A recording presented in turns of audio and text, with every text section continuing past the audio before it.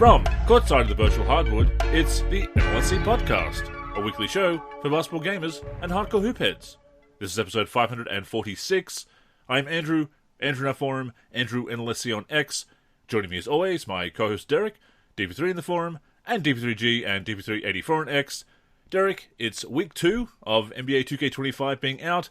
We're still playing it. That's a good sign. That includes a co-op session this weekend. To that end, please tip us off. Yeah, we actually had a fun co-op session on NBA 2K25 this morning, so we will be discussing that. We also asked the community, now that NBA 2K25 has been out for a week, what are your likes and dislikes as it relates to the gameplay? We will go over those responses, as well as our likes and dislikes at this time.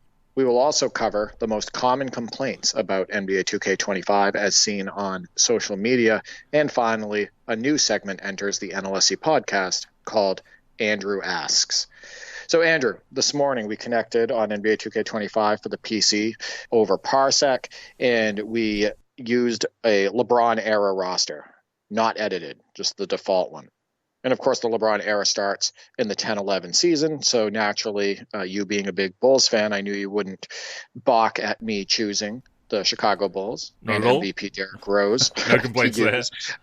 Versus a very stacked and talented Orlando Magic team, the 10-11 Orlando Magic. And just to refresh people's memories, the Magic went 52-30 that season and were bounced out of the first round by the Atlanta Hawks in 6 games. And of course, the Era's rosters start at the beginning of the season. So Orlando has Dwight Howard, they have Rashard Lewis, Jameer Nelson, Vince Carter, JJ Redick, etc. And of course, we use the Bulls, who had a record of 62-20 and lost in the Eastern Conference Finals in 5 games to the Miami Heat Big Three. On that team, the Bulls had Derrick Rose, Luol Deng, Joakim Noah, Carlos Boozer, Keith Bogans, Kyle Korver, Taj Gibson, Kurt Thomas, etc. Yeah, one of the most exciting post-championship years for a Bulls fan, that 2011 run where they shot to the top of the league with their off-season signings. The fact that they jumped ahead of the Miami Heat, who had just benefited from the decision, obviously, and having the best record in the league, making it to the Eastern Conference Finals, taking that game 1. You know, I was feeling at the time, Derrick, that maybe they're going to go all the way to the NBA Finals. Yeah, I mean, they were equipped. They had a very strong team. Just to give people an idea, too, of how Dwight Howard performed in that season, he averaged 22.9 points, 14.1 rebounds, Andrew, 1.4 steals, 2.4 blocks, and shot 59.3% from the floor and played 78 games. He was age 25 in that season. People forget how amazing Dwight Howard was in his prime. Of course, MVP. Yeah. And of course, MVP Rose that season averaged 25 points a game, 7.7 assists, one steal, 4.1 rebounds, and shot 44.5 from the floor. And of course, helping Derrick Rose's MVP chances was the fact that the Bulls won 62 games, which is not only the best record in the East at the time, but also the best record in the league in general. One went ahead of the Spurs that year. Yeah, as I said, a very big surprise. And that Magic team is interesting as well. A couple seasons removed from the finals, they'd brought in Vince Carter the year before, hoping that he would be that missing piece, and certainly he was still playing at a high level at that point of his career. Still had Rashard Lewis, as you said, but as you noted, bounced in the first round. Certainly one of those great video game teams, though, Derrick, especially with Jason Williams. Yeah, Jason Williams averaged, 2 points a game that season for Orlando and played only like 15 games or whatnot. But, of course, Jason Williams is one of my favorite players of all time. And, he could still hoop when he, did hit the floor. And I don't think he had that much of a chance in Orlando based on their guard rotation. At that time, I think it was tough for him to find a role with that team. And I think what's interesting about the Jason Williams piece is that he ended up going back to the Grizzlies. And I think some people forget that. And he played 11 games with the Grizzlies that season and retired at the age of 35. And obviously the Grizzlies version of Jason Williams that we remember most fondly is the one that was throwing alley-oops to Stromile Swift, the one that was feeding Pau Gasol in the post and in the mid-range, and was part of those really strong Memphis Grizzlies teams who were also coached by Hubie Brown, who we also love in the booth. Yeah, it's funny how we tend to think of Jason Williams as a Grizzly. I mean, obviously, we also think of him as a King for those first 3 seasons in Sacramento, throwing those lobs to C-Webb, all those fancy dishes right from when he was a rookie. But yeah, he did play most of his career for the Grizzlies. But then again, he also won a championship with the Heat. 3 years with the Heat. I'd forgotten that he was there in 2008 as well. A very important piece to that Heat championship team. People need to remember that Pat Riley trusted Jason Williams and actually named him the starting point guard, and he started every game in the finals over Gary Payton because Jason Williams was steady at that point. He was a very steady point guard, and he got everybody involved. And, in spurts, he could also shoot the ball and light it up as well. So, yeah, Jason Williams probably doesn't get enough credit for being a heavy contributor to that Heat championship because of who they had, right? These days, Wade went off. They had Shaq, Antoine Walker, James Posey, Gary Payton was on the bench as well. But Jason Williams definitely played a big part in that title. And getting back to the 2011 Magic, Vince Carter was traded halfway through the year for Jason Richardson, traded to the Suns, of course. So we are playing with early season rosters, opening night rosters, obviously, and that is the way to go with my NBA eras. We've talked about it before, actually, Derrick, whether retro roster mods should be set at the beginning of the season or with final season rosters, or maybe have some multiple points so that people can choose that starting point. But I think for my NBA eras, it is the right move to have opening night rosters to start out fresh with how the season began and then let the alternate history develop from there. Yeah, it makes sense. And then the community, if they wanted to, could edit those rosters and make them end of the season. Absolutely. Right? Yeah. Release those for other people to use. But during that session, I was thrilled with the fact that we had fun and that it seems like this game can be part of our rotation, right? It definitely didn't feel like that with NBA 2K24 or 2K23, etc. It felt like the overall action was enjoyable. I felt like I did well with Derrick Rose, using him like his real life self, in his MVP season. I felt like you had a couple nice drives with Luol Deng that looked pretty damn authentic. I thought that the computer was using Dwight Howard incredibly well. He was, finishing alley-oops in traffic on people. He was throwing it down two-handed on us. It was hard to cover Howard. He ended up having 28 points and 10 rebounds in that game. They were looking for Rashard Lewis and JJ Redick behind the three-point line. Video game legend Petrus, hit a three from the corner, etc. So I think that there was enough there for us to enjoy, despite the inaccuracies to player signature shots. Like Carlos Boozer shooting nothing like his real life counterpart, some of the shots on the Magic being off. I will say that the LeBron era teams seem to have a little bit more authenticity than Kobe era, Jordan era, and Magic and Bird era. And I think it's maybe because it's more recent and the people that worked on those rosters worked a little bit harder on them. But at the same time, there was enough there to have fun on the sticks. I will also point out that I had some movement slider tweaks in there. So I upped agility to 55 for user and CPU. I upped ball handling to 55 for user and CPU. Acceleration, min, max, I upped those by 2. And and I lowered body up sensitivity to 5. So the point of that is to loosen up the game, to attempt to eliminate some of that suction that we both hate so much, that makes the gameplay so frustrating sometimes and the action feels so canned. And I think that it worked out really well. The players felt lighter. We were able to be explosive with players, like Luol Deng, who could definitely get a first step in real life. Andrew, you know that from watching the Bulls those years. He was a quick wing with a quick first step, and he could create space, etc. It made it so the average player on the floor was still a good athlete, because that's the way it is in the NBA, right? So I thought the combination of everything made that session fun, and that gameplay video is up on the NLSC YouTube at this time. It's only about a 4 or 5 minute video, so it's a quick and easy watch. And great highlights, and you definitely were using Derrick Rose very authentically. That step back in the mid-range, that drive and step back looked awesome. I really liked that. That brought back memories and many what-ifs as well, obviously. Dwight Howard absolutely destroyed Ronnie Brewer with that dunk, with that one-headed dunk, just went up and that was an alley-oop, I believe. Caught that and just threw it down on Brewer and sent him to the floor. That looked awesome. Some really nice collisions there. The sliders definitely helped with the explosiveness. That is a bit of a problem with 2K25 still. We mentioned it last week and obviously going to touch on it again this week as well. But I think you're right. I think there's enough authenticity in those rosters, the LeBron era at least, to throw them on the floor and enjoy them, which is how it should be. Are we going to agree with every single rating? Are they going to get every single rating right? Probably not. I still think there should be more authenticity than there is, but there is enough in those rosters to at least play with those players out of the box as it should be.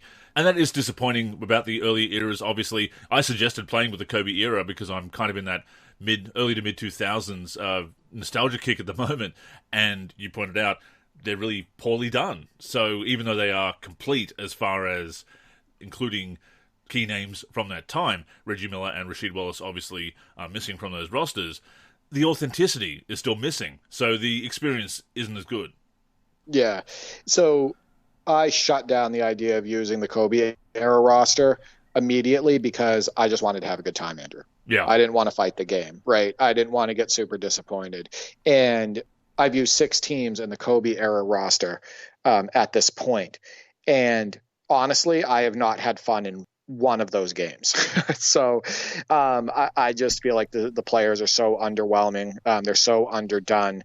They're not made to their real life counterpart. And I don't want to get pissed at the game right now, to be completely honest. And it seems like the LeBron era rosters, those teams are more fun to use at this time because there's a little bit more authenticity to them. So, Andrew, I've put in about 60 hours now into NBA 2K25. I have already gotten my money's worth, right? And that's always a good thing, right? Yeah. You pay for a game and you look at the hours you spent into it, and if you had more fun with the game than frustration, it's like, hey, I got my money's worth. That's a good thing. But because I put so many hours into it, I do have my share of likes and dislikes and strong opinions about the game. And you do as well, I'm sure. I don't think you've spent as much time as me with the game, but, we've connected for a few sessions, and I know that you played against the computer for a little bit. And also the community definitely has some strong feelings at this point, and we're going to get to that shortly. So quickly, I'm going to go over my likes. Pro play. It's just a whole new level of authenticity. I was using Anthony Edwards, Andrew, against my brother, and Edwards moves just like his real life counterpart on the court most of the time, especially when he's executing moves. Same for when my brother was using James Harden and Kawhi Leonard, because he was using the Clippers against me in that game. So many of the animations are like their real life counterparts. And then when you and I connected, we used the 10-11 Bulls, and I controlled Rose for the majority of the game, and it really did look like I was using MVP Rose out there. So I'm loving the pro play piece. And I think that is the biggest reason I'm spending this much time on the game. I think that's the biggest gameplay improvement, the full integration of pro play. And here's to hoping that they, at some point, decide to put the time and effort and love into the My NBA Era's rosters. Stop making it low priority and integrate more pro play into those players, into those teams, because the classic content is sorely missing authenticity.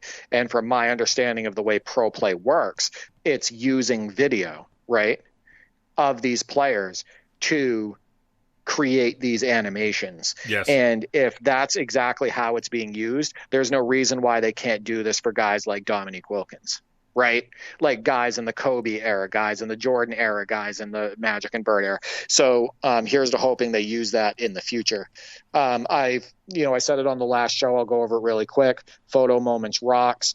Just the way highlights look They just look awesome. I love all the different options for, thumbnails for our YouTube channel as a result of photo moments and the different things you can do with screenshots. Slam cam. In game, the slam cam rocks. The highlight camera view choices when you go into instant replay, where you bring up the menu and it pops up on the left and you have all these different options, is so NBA Live 2000-esque that how can I not love it, right? The replay system in NBA Live 2000 is awesome, and the replay system in NBA 2K25 is very, very similar, including the different camera view options that you have. So, yeah, they knocked that right out of the park, and I love it. I think that it's very underrated what you can do in my NBA. Now that it's been in the game for 8-9 years since NBA 2K16, it doesn't really get talked about anymore. But the fact that you can go into a My NBA, Andrew, and you can create your own jerseys, you can create your own court, you can design your arena, you can change the doornas, you can assign sound effects to the arena, like a coin sound if you hit a free throw, etc. The fact that you can name your team, you can relocate your team, you can do all of this stuff and to customize your experience, and you not just with the one team that you're using either. You can do it league wide, right? And I just think that that's super underrated. It's one of the first things I do every single year that a new NBA 2K comes out. I go into my NBA and I create jerseys for me and my brother's legend season and the court and all that stuff. And I use community uploads for the art. That means I don't even have to upload anything, right? Like there's the Jordan logo out there, the Black Mamba logo, like Kobe's main logo. You have community uploads related to Dornas, for your center court logo, for your team logo, all of that stuff. It just floors me, the amount of customization that we have in my NBA. And I just think the depth overall is underrated at this point, related to season awards, all of that stuff. So, yeah, my NBA, Andrew, I love it. I don't just like it, I love it. And I'm glad that they keep that in the game every single year and make it as complete as it is. I also wanted to point out something that I didn't mention on last week's show. Did you notice how many new camera angles there are? Yeah, there's quite a few. For like on-court, like in-game gameplay. And there's like full court, there's half court, there's like full court corner, and there's a different rail cam. There's all of these different camera angles, and I think that's a nice touch because they didn't need to do that, right? And I don't think anybody would have scoffed at them or made like a post on social media that says, man, you guys really need to add some new camera angles to the game for gameplay. Well, that's something that they did. Well, apparently the only camera we need to be playing on is 2K Cam, and anybody else is playing it wrong. So that is a prevailing opinion, unfortunately. It's funny when I see comments like that because one of the biggest compliments I get on my videos, Andrew, that I upload to the NLSC YouTube is, hey, man, nice broadcast cam. Yeah. Right? What's your broadcast camera settings? Yeah. Yeah. And then, I get responses on Twitter that say things like, man, I haven't visited broadcast camera in a minute. This looks amazing, right? So people can say that, but I think secretly they're jealous, Andrew. And also the customization as well. Having those preset angles is nice, but being able to adjust the zoom, adjust the height, etc., really allows you to make the most out of each angle. Exactly. Also, rim mechanics for my likes. Obviously, the new rim mechanics, there's some high bounces, multiple bounces on the rim, just way more realistic this year. It's awesome. So those are my main likes. I'm going to throw it over to you to see if you have any likes that, maybe I didn't mention. And I'm not going to go deep into my dislikes, Andrew, but I am going to briefly share my main dislikes. Well, like you, I have to put my hand up, as I said last week, and admit that I was maybe too skeptical, too cynical about pro play. It really is working out year two. I'm not overly shocked by that. We did say last year that it was year one, that we weren't seeing the benefit yet, that it could be the future, that it could actually have this positive impact in the future. And like you, I would love to see it used for historical content. From the very beginning, people were saying, oh, we can use old footage and get those authentic animations. Hasn't been happening yet. I think you actually correctly predicted last year that it was mostly going to be a current NBA player thing. And certainly that is going to be the focus. You're going to focus on the current NBA for people who are interested in playing with the NBA of now. Not too surprising, but as we've said so many times, and as we will continue to say, the historical content does need to improve. So anything that Pro Play can do to improve that authenticity from an animation standpoint, we're all in favor of. So you said you feel like you've got your money's worth so far? Absolutely. I mean, if I put 60 hours into any game, and the majority of the time I had fun with it, yeah, I got my money's worth. Because the way I look at it is still, if I went to the movies, okay, to see a 2-hour movie, sometimes not even 2 hours, an hour and a half, and let's say I took my girlfriend, it would be about $30. And that's for like 2 hours of entertainment. So that's the way I look at it when I'm saying, did I get my money's worth? Did I have fun? Did I enjoy my time? And overall, in these 60 hours, I have enjoyed my time with the game. No, that's awesome. That's what we want out of video games, as we said last week, as seriously as we take them sometimes as far as our coverage and our critiques and so forth. They are toys, they are hobbies, they are something to be enjoyed. So you do want to get your money's worth, so that is very good news. I won't say that I've got my money's worth yet because I really need to get hooked on a mode. That's most likely going to be my NBA or my NBA eras.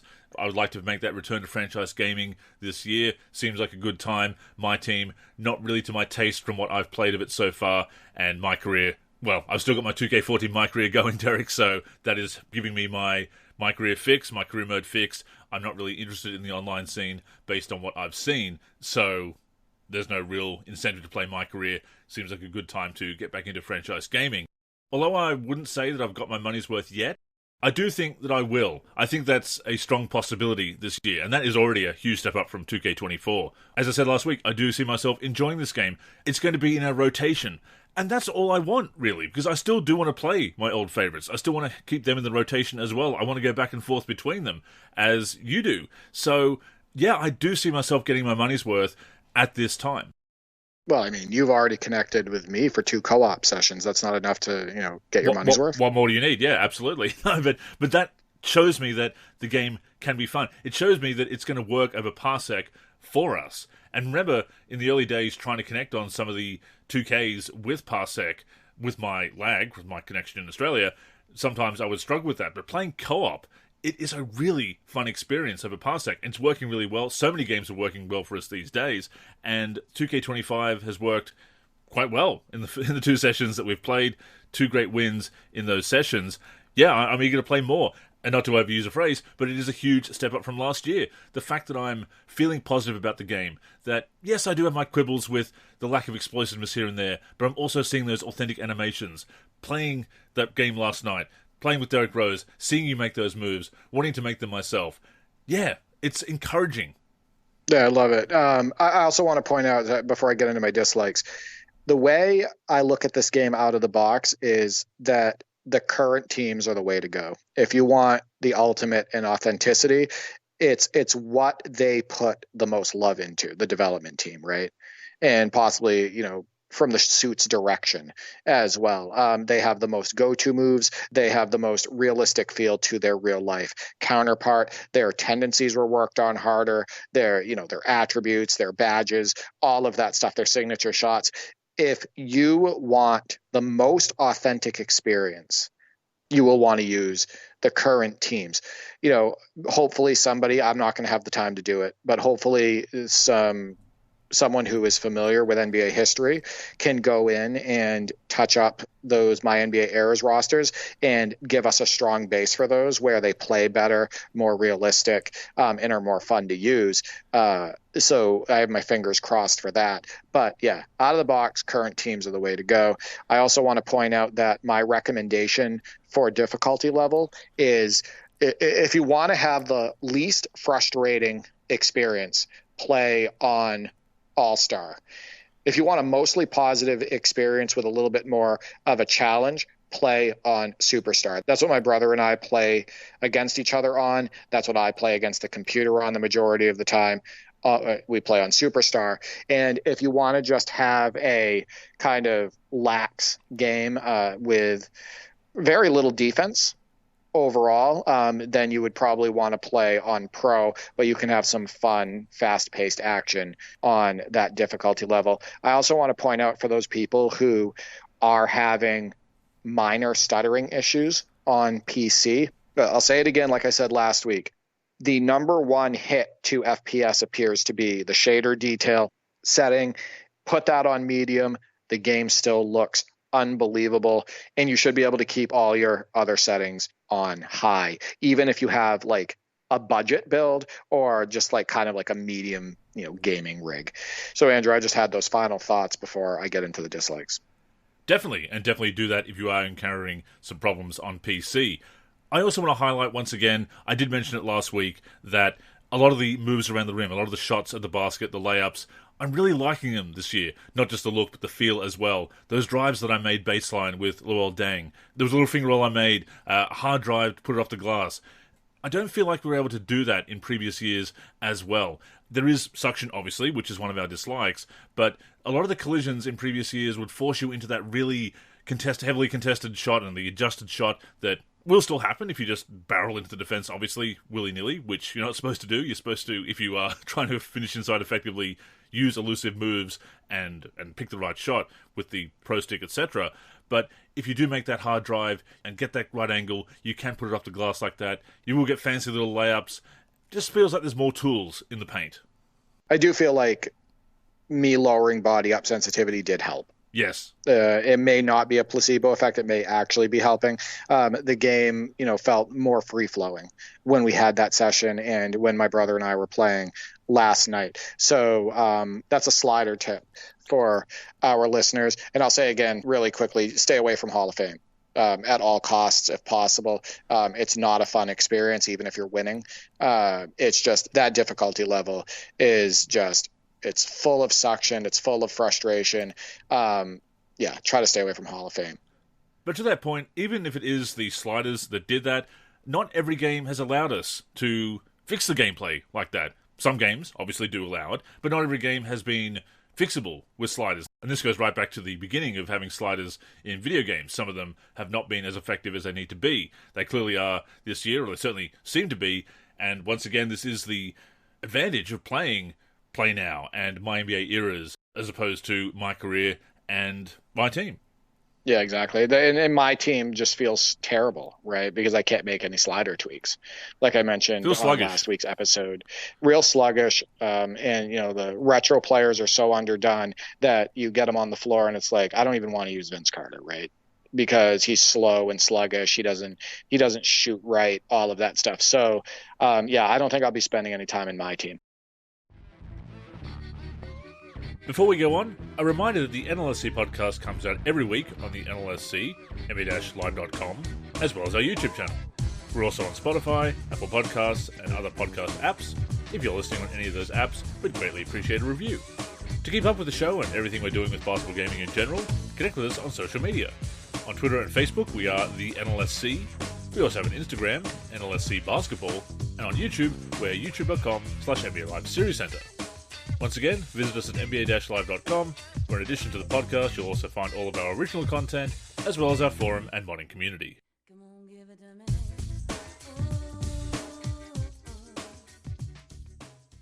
So, Andrew, let's get to the dislikes. This is going to be short and sweet. It's mostly going to just be a summary of what we discussed on last week's show. So sliding, I still feel like there is too much sliding and skating, which, as stated on last week's show, not only looks poor, but can impact outcomes on the court. I think that they can still make big improvements to the foot planting. Suction can get ugly on Hall of Fame or when using average or below average players or underdone retro content in general. I think players are too often dragged into each other. This is noticeable in a big way as it relates to picks and screens. Janky movement, Andrew. Oftentimes the player movement doesn't feel right and can look awkward. When doing something as simple as changing directions or pushing the ball up the floor or attempting a first step, the game still forces you into hesitations you do not initiate, and oftentimes movements you do not initiate in general. And then, Andrew, the retro content, just the underdone teams, the underdone players, the copy and paste tendencies and attributes and signatures being wrong across the board, just players being slower than they were in real life, players not playing like their real life counterparts in general. I can deal with some of the art being off, right? And some of the community can fix that both on console with like my NBA season releases, or I can fix it in my NBA, or mods can be created for the PC community. But when these players are so underdone, and when the teams are made wildly inaccurate as far as the way they perform on the floor, that's when it becomes super frustrating, and that content often becomes unplayable. And it also heavily impacts my team, right? So it's not just my NBA eras, it's my team, it's the classic teams, it's the all-time teams, etc. But those would probably be my biggest 4 dislikes, my biggest 4 gripes when it comes to NBA 2K25. But I will say again, Andrew, the current teams, the authenticity, it's what keeps bringing me back. And it's that pro play integration. We're just playing countless games and play now with the current teams at this time. I think it's the most authenticity that we've had on PS5 gen when it comes to the current teams. And I'll say, hats off to the development team on that. And look, I hate to be unoriginal, boring here, but we do have many of the same dislikes as is often the case. And reflecting on what you said there, for me, it really comes down to legacy issues, the underdone retro players, the lack of attention to detail, the lack of care with the retro content, the movement, the suction, etc.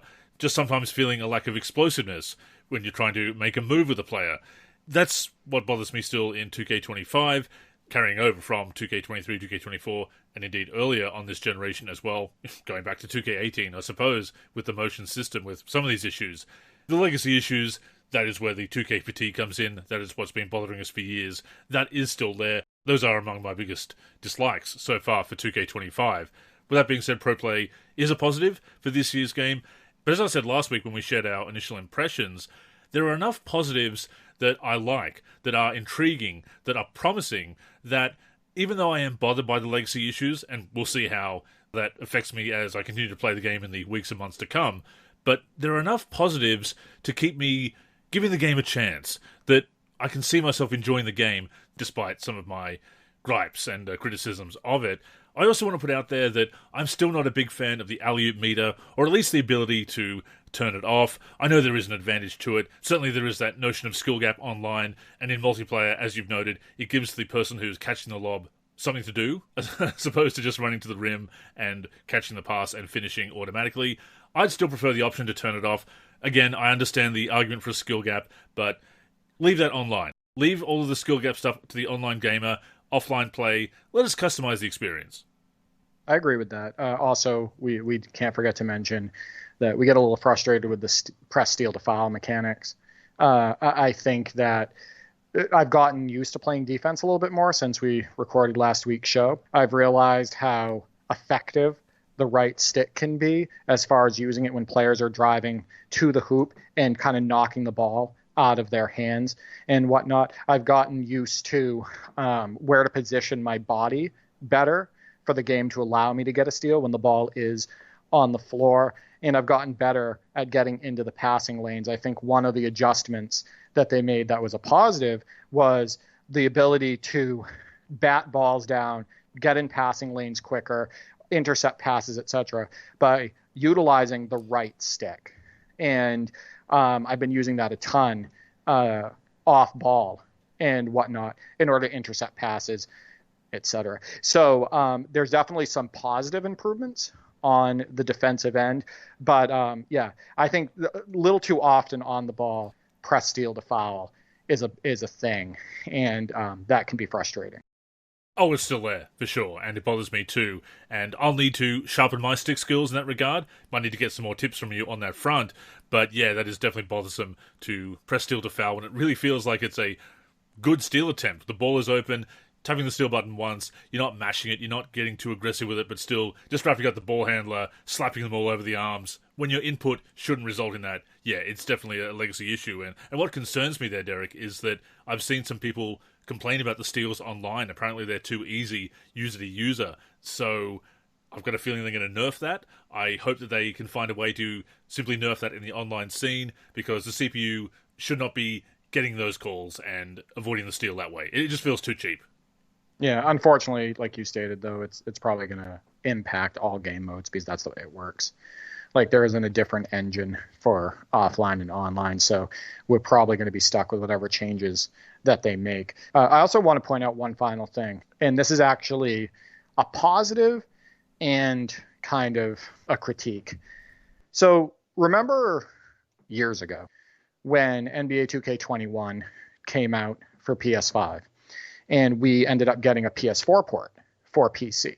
Remember I talked to you about how I didn't really see the graphics jump, right?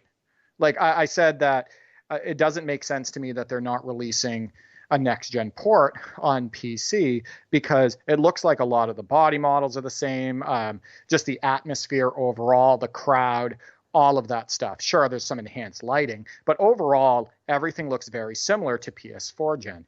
Now they finally release a next-gen port to the PC, Andrew, and cards that came out 6, 7, 8 years ago, when I say cards, I mean graphics cards, are running this game no problem, right? They're running it on medium, low, sometimes high. The cards like the 5700, which was part of the recommended specs, that card, I believe, came out 5 or 6 years ago, and it handles the game beautifully. So this goes back to what I said back then. The next gen jump in graphics isn't that big, right? Because if it was, these cards from 6, 7, 8 years ago would not be able to handle it this well, right? I think that the player models are just very similar to PS4 gen. Cyber faces are the same. We know that. That's just art, though. That's really not going to impact FPS too much. But just even the atmosphere and everything, biggest improvement was lighting. But did you notice that? Did you notice that, hey, this game is being run with pretty old specs and budget builds with very few issues reported? I have noticed that. I mean, I'm happy that it doesn't take a top-of-the-line PC, because I did end up getting a mid-tier gaming machine myself last year to replace my old rig, as I've mentioned before. But yeah, I have noticed that it is running on some fairly old cards, which is nice that it has that backwards compatibility, but certainly interesting for a new-gen game. Yeah, absolutely. And I also want to point out that these same cards run other PS5 titles that I own with no issues. Like my prior card, the 5700 XT, my new card, the 6650 XT. Like, I'm running these games maxed out with no issues as far as frame rate, resolution, etc. And as a final point, I will say that there is some inconsistency with the shooting. We have noted that. We noted that last week. That continues to be a conversation. Again, I'm hoping they don't play with it too much to the point of ruining shooting either way, either making it too hard or too easy. There is always that adjustment period when a new game comes out, so I'm certainly going to keep trying to master the timing, of course. I usually do play with the shot meter on. I know you prefer playing with the shot meter off, and that does actually grant you a boost, so there is an advantage to learning the animations, learning the timing like that. But we'll see how the shooting develops as the patches come through, and that is the big thing that we don't want to see, is that we do want to see patches fix technical issues, tune the gameplay for a better experience, because, look, even in the best case scenario, even with all the pre-release testing, once it gets out into the wild, millions of people playing it, that's when you are going to find some issues, technical or gameplay. So I do hope they make the right changes and not ruin the game, because, once again, we've seen that happen, Derrick. Yeah, I actually think shooting is better than it was in 2K24 on every difficulty level but Hall of Fame. I think Hall of Fame is about the same as 2K24. I think it's wildly inconsistent, or it feels wildly inconsistent at times, but you've seen all the gameplay footage that I've uploaded either against the computer or against my brother where those games are being played on Superstar, and we're creating space, hitting shots consistently, using different players with different animations and hitting those shots during the game. So I actually think, at least offline, I don't dislike the shooting on all difficulty levels, with the exception of Hall of Fame, which I think can be just a real pain in the butt sometimes. Now, that's a completely different story, Andrew, than what people are dealing with online, right, with lag and whatnot. I think it was discussed that the difficulty level people play online is between All-Star and Superstar difficulty. Like, that's what it's set to by default. And if you are dealing with some lag, if you're dealing with stuttering issues, if you're dealing with an undercooked player, etc., then I feel your pain. Oh, for sure. And I will say that I do like it more than 2K24 as well, and probably 2K23 to boot. I have noticed some of the inconsistent release points, or it feels like you've released it the same way on 2 trips down the floor, and yet you get different results, and one's a perfect release and one's not. I know that Mike Wong has put out some information about the green release window, so has NBA 2K Lab for that matter. So once again, hopefully any adjustments that are made do not ruin the game. Hopefully they do enhance that if there is some issues there, but I do agree. I do like it better than last year. Oh, and of course, we do want to make a statement that we do not support the gambling mechanics. Of course. In this game. I think that they're still there. People are complaining about them. People are complaining about how much money they have to put into their builds in order to be, competent on the basketball floor online. People are complaining about their pack odds, all of that stuff. So that stuff has not gone away, and we at the NLSC are strongly against it. Absolutely, and that is something you can always take as read with our content. We'll always push back on that. Even if we don't mention it, we certainly agree with those criticisms. My career is a big grind, intentionally so, to get people to spend. My team is obviously riddled with loot box mechanics. That is the whole concept of my team, or certainly a big part of the concept, unfortunately. And of course, my career also has a pretty nasty bug at the moment, as does the W, where the substitution isn't working properly. I believe that's also happening in other modes as well, but it's certainly really affecting my career and the W as far as players not subbing out and not getting the right minutes. And the box scores kind of remind me of the NBA Live 08 fatigue and substitution bug. Pretty bad, actually. So there are some problems there. There's going to be a big patch come Season 2, which is going to address a lot of issues. With the patches they're pushing through at the moment, they are addressing some of the most pressing issues. In their words, the most user-impacting issues so far. They're fixing them as they can. Season 2 is going to be the big patch. That's how it was last year as well. They obviously don't want to make too many huge changes too early on, but they are fixing some technical issues on the fly that have been discovered and reported. So we will see. And once again, Derek, our impressions may evolve along with the game. Absolutely. So let's get to the mailbag, where I asked the community what their gameplay likes and dislikes were as it relates to NBA 2K25. To the mailman, the pump fake. What an unbelievable dunk. So first, let's go over NBA 2K25 community likes. So Phil Lime, 2002, states, not serious, but that 2K didn't patch the game and that the gameplay didn't suffer from that patch. So, yeah. It happens. Don't speak too soon. Yeah. Because there's still plenty of time, and usually patches are implemented into the game even going into the spring. So, good that it hasn't been patched yet, but I'm fully expecting some patches coming soon.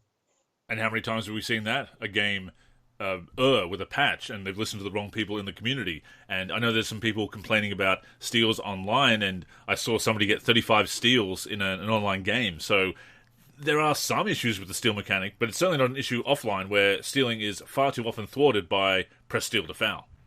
Yeah, definitely agree there. Andre Harper states the fluid dribbling. I do agree with him when you're using size ups and pro play, etc. I do think that dribbling every now and then can look a little silly and be frustrating with doing basic dribbles. Mood, so at Mahmood Studios, states, I like how muscular wings can finally take it to the cup and be rewarded. Post game feels great in those situations. So yes, I have noticed that this game rewards strong guards, right? and you can kind of bully people a little bit more in this game. And I think that the big men in this game actually can sometimes be too overpowering, especially on the boards. But from an offensive standpoint, you can dominate with most big men in this game. And we saw that with Derrick Rose in the game that we played, having that explosive guard who can muscle his way to the rim and finish with finesse. Yeah, it's certainly a thing. Absolutely. T. Gendry at Bucky T states he likes the ball to rim physics, player likeness, and authenticity for current NBA. He likes the graphics, and he feels the crowd improved a bit compared to last year. He states, I am also a believer in pro play now. I love it when it's executed properly. Like I stated, the early gameplay footage, the content creators that were putting that stuff out, I don't think they were executing it properly, which had me worried. But yeah, I'm a believer as well. Big Breeze states player DNA is the best I've ever seen. So basically what he's stating is the authenticity. At Hito NT Miss LOL states, the gameplay feels overall smooth. You actually need to do dribble with distance from the defender, unlike last year where you could sometimes dribble through a player. But I guess like everyone, the shooting is really inconsistent. Different timings for each shot. That ain't good. So he's feeling the inconsistency with the shooting, Andrew. For sure. And with the player DNA, the community has found that you can share DNA and rosters across platforms. There's no crossplay with PC because of the potential problems with cheating and so forth, and possibly other technical difficulties as well. But we are able to share rosters and player DNA across platforms, which means people have been able to unlock some faces on console. Yep, that's excellent. Obviously, they wouldn't be able to use the art from the community, like the stuff that goes in the mods folder. But yeah, the console and PC gamers can work together. Miguel states, better spacing. Love the player-to-court ratio. Pro play feels more utilized, especially with the go-to shots and crossovers, which feels pretty fluid. Masood states, it's so much better. Just in general, I think he's saying than 2K24. Papernut states, the new dribble mechanics to set up shots are fire. Using threes like Mashburn, Kukoc, and Mullen are deadly with the post. Drive and step back combos you can do now. I wasn't feeling that. I used Jamal Mashburn and he felt incredibly underwhelming. But I'm glad that you enjoyed your time using him. He loves the rim mechanics. He loves the rebounding aggressiveness. And he states, if you play the game in a realistic manner, you can have fun again. And the last response there was, don't got it, man. So he didn't get the game. But yeah, those are the likes on X, and then we had one more response as well on Discord. Wizcard Rush states, so far I've enjoyed the realism pro play has added from an offline perspective. The contest system feels improved. I like the added challenge of on-ball defense. The game has felt a bit more forgiving from a skill gap perspective than the past few titles. So Andrew, do we have any other responses on other social media platforms?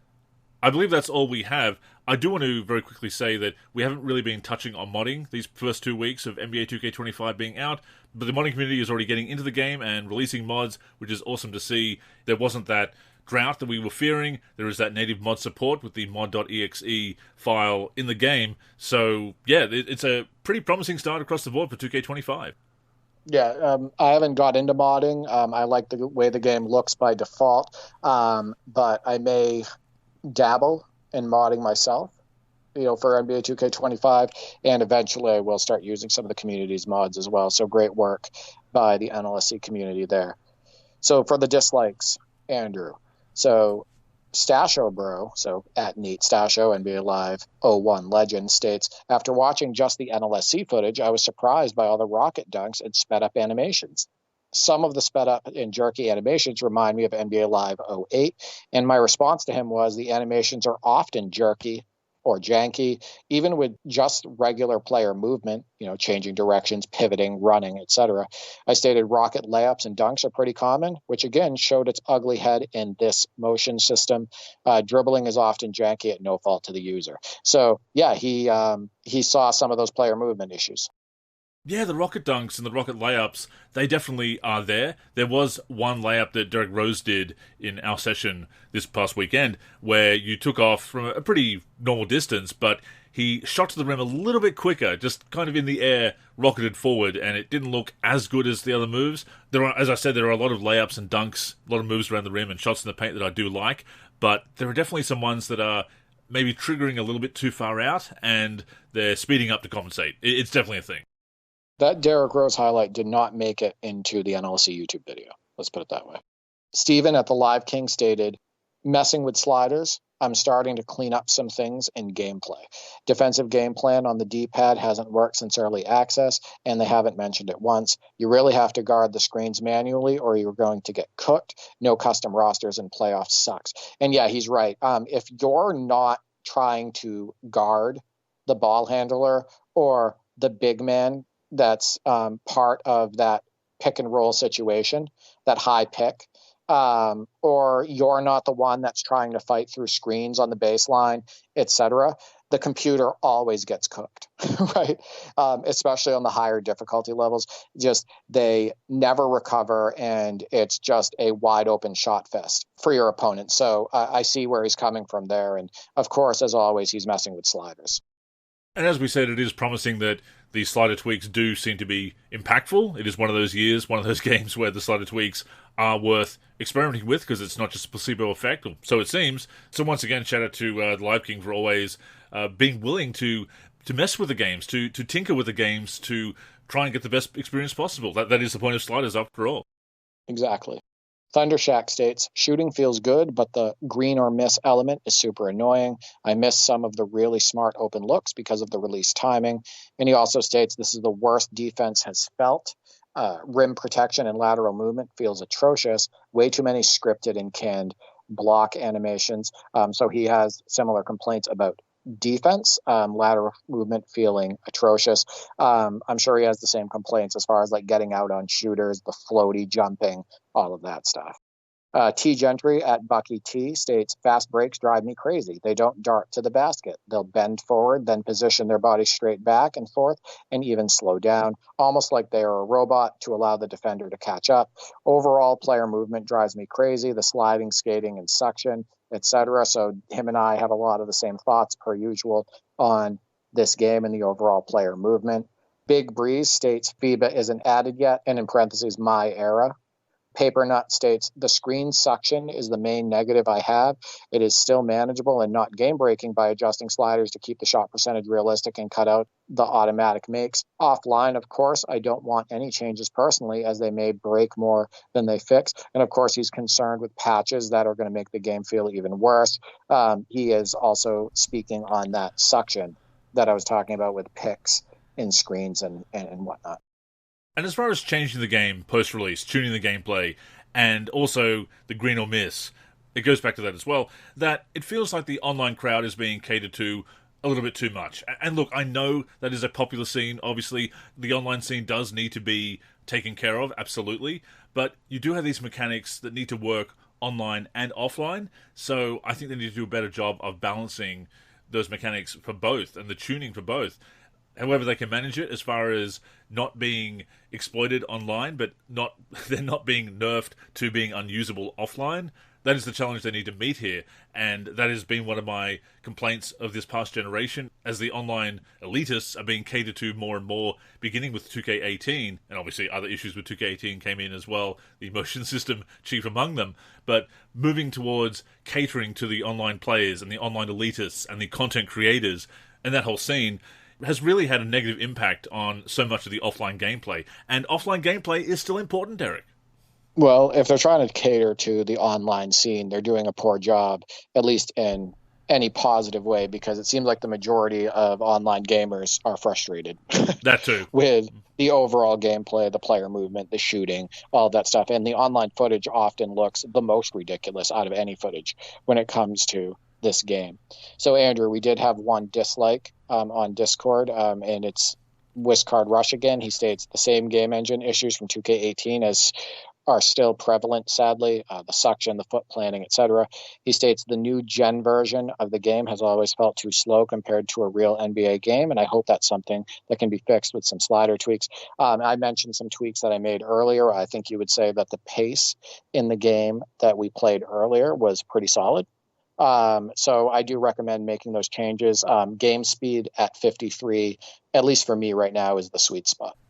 And the comment thread here is legacy issues, things that have been in the game for at least this generation, certainly longer, that people are just really starting to get tired of, and they're tired of trying to work around them with slider tweaks. And yes, it's great when the slider tweaks work, but it's even nicer when the game works as you would desire out of the box, out of the gate. So, yeah, I totally get where people are coming from there, because I too have felt that 2K fatigue and been turned off by those legacy issues, those legacy dislikes. But fortunately with 2K25, I will say that there is more that I like that is starting to at least balance out those frustrations. So that's what's been so positive for me so far. Yeah, and we also want to thank the community for participating in this week's mailbag, letting us know what you like and dislike about the game. It's always a treat to put out the mailbag and see all the responses, Andrew. So yeah, thank you again. So Andrew, a new segment called Andrew Asks. Andrew told me that he was going to have some questions for me as part of this segment, and I have no idea what he's going to ask me, but go for it. Yeah, a bit of a surprise for you here, just to debut a new segment, but let's give it a shot. So I thought with Andrew Asks, I'll throw out a question to you, Derrick, and by extension our listeners as well. Please feel free to share your responses in the comments, and I'd be interested to hear what you have to say, as well as Derrick's answer, obviously. And I've been playing some NBA 08, Sony's exclusive, Derrick, for PlayStation 3. I've got a retrospective for Way Back Wednesday coming out on September 25th. That will be this month's game retrospective. Look out for that. Of course, there was an NBA 08 highlight from me in the September 14th NLSC Top 10 Plays of the Week, Kevin Garnett spinning for a dunk. So that was during those sessions where I was playing the game to do my write-up on it. One of the things that I noticed when I was playing NBA 08, Derrick, in the menus, obviously you're listening to the soundtrack, and I usually don't have a lot of strong feelings about soundtracks. It's only when there's a really bad song, or if there's no song that I like at all, I may be kind of bothered by it, but it just becomes background noise for me at the end of the day. But anyway, I'm playing NBA 08, and all of a sudden, a very different sounding song comes on the soundtrack, and it's Underclass Hero by Sum 41. Alternative rock, pop punk, not really the sound that you expect to hear in a basketball video game. Now, it obviously appeals to me, an elder millennial who does like alternative rock and pop punk as well, so it was fun to hear it, but I couldn't help thinking, Derrick, what is this doing in a basketball game? And apparently it was in Madden 08 as well, so it's not the only sports game that it appears in, but it just seemed like this should be in a skateboarding game, not a basketball game. So my question to you, Andrew Asks, have you ever encountered a song in a soundtrack that you just thought, man, what is this doing in a basketball game? Not necessarily because it was bad, but just like, this is really of a different genre. Well, first off, I want to say, as it relates to basketball, I think hip hop is closely tied to it, right? And I think if you look at the soundtracks over the years, I think hip hop has been, mostly front and center. However, there's been soundtracks like NBA 2K11 and NBA 2K12, which were more of a mix. You kind of had some rock on there and some pop rock and whatnot, R&B, and songs and songs that you were like surprised that they included in this video game, especially because sometimes the artists weren't well known. You had more underground music during those days. But to answer your question, was there a song on a basketball video game that I heard that I didn't expect to hear? I think Cult of Personality was a strange one. And I believe Cult of Personality was on the 2K16 soundtrack. And it just didn't fit. That's a 90s rock song that just the whole pace of it. I don't not like that song, right? But I just didn't feel like it went with the rest of the soundtrack. I just feel like it didn't flow. It didn't make me think of basketball at all. So I think that's kind of the response that you're looking for. I'm sure if I looked through the soundtracks in the past, I could find many more songs where I was like, what is this doing on here? Why is this on a basketball video game, etc. But yeah, that's the first one that comes to mind. That's a great choice. Yeah, and I too like that song, but it doesn't really seem like a fit for a basketball video game. Obviously, WWE game, a wrestling game, and the AEW game Fight Forever as well. It was in that game because it's CM Punk's entrance theme. Professional wrestler CM Punk's entrance theme. So it's you expect to hear it in that game, but not so much a basketball game. I Can't Drive 55. That was another one that was kind of surprising. Oh, yeah, that one. I was like, why is that on here? That was the other one, too. That was on the 2K18 soundtrack, and that's Sammy Hagar. Like, you don't think of basketball when you think of Sammy Hagar, who is also a former frontman for Van Halen. Like, yeah, that song didn't make sense on a basketball video game soundtrack either. So, yeah, like I said, I could go through soundtracks in the past and probably pick out many songs that I was like, this doesn't belong. And I don't hate hearing them on the soundtrack because often they are good songs, but yeah, it does leave you thinking, wow, that's a very odd choice for this genre of video games. But yeah, I thought I'd throw out that question. Andrew asks, and yeah, to our listeners, if there are similar songs that really kind of puzzled you when you heard them in basketball video games, let us know in the comments. Yeah, there was another one I just thought of too. The Blitzkrieg Pop song? Oh, Blitzkrieg like, Pop, yeah. Ho, let's go. Like, yeah, that didn't belong in a basketball video game. Yeah. To me either. Yeah, I was like, what is this doing on here? So yeah, there's probably a lot of them. But please let us know, and please keep the responses to the mailbag questions coming, and let us know how you're feeling about 2K25 as we continue to play it through the weeks and months to come. With that being said, that has brought us to the end of this week's show. As always, we thank you for tuning in and invite you to join us again next week, either on the NLSC, NBA-live.com, our YouTube channel, or your podcast app of choice. In the meantime, please connect with us on social media. That's where you can get in touch with us, and of course, stay up to date with all of our content. So Derrick, go ahead and plug the handles. Yeah, you can reach me on X, formerly known as Twitter, at D43G and at D4384. I'm also on YouTube, D43, and on the NLSC, D43. As for me, I'm Andrew in the forum and Andrew NLSC on X. The NLSC is on X and Facebook at the NLSC. We're also NLSC Basketball on Instagram and Threads. We're on YouTube at NBA Live Series Center. And of course, give a look to the NLSC itself, NBA-live.com, for everything we do for basketball video games. So, thank you once again for tuning in, and until next time, I'm Andrew. And I'm Derrick. Go get buckets, everyone.